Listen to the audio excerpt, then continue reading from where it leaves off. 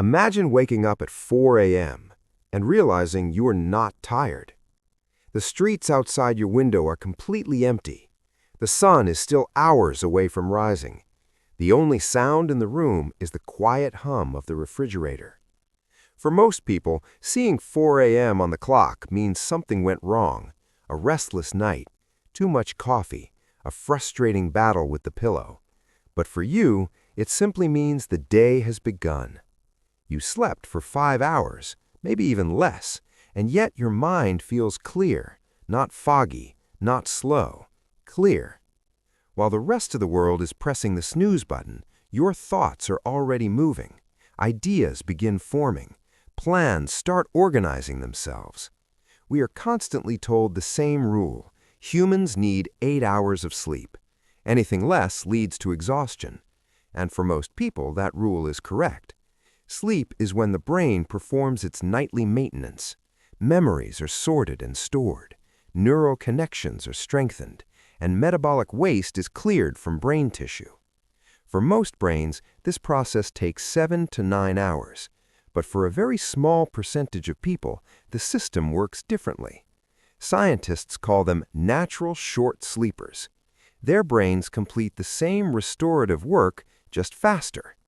Research has identified rare genetic variations, including mutations in the DEC2 gene, that allow some individuals to feel fully rested after much shorter sleep cycles. For these people, 5 or 6 hours of sleep may truly be enough, not because they trained themselves, not because they have stronger discipline, but because their biology simply runs on a different rhythm. Some evolutionary psychologists believe this trait may have an ancient purpose. Thousands of years ago, human survival depended on someone staying awake through the night. While the rest of the group slept, someone had to watch the horizon, someone had to listen to the forest, someone had to keep the fire alive. Perhaps some modern brains still carry traces of that pattern, a mind that rests quickly and wakes early. But biology is only part of the story, because waking up hours earlier than most people quietly changes something else, your relationship with time. Those early hours exist outside the noise of daily life. At 4 in the morning, the world demands nothing from you. You are not yet answering messages, not yet solving problems. You are simply a mind sitting in stillness. For some people, this solitude becomes a kind of sanctuary, a silent space where thoughts can stretch out without interruption. But living on a different rhythm than the rest of the world can also create a subtle distance. When everyone else is just waking up, you have already lived half a day.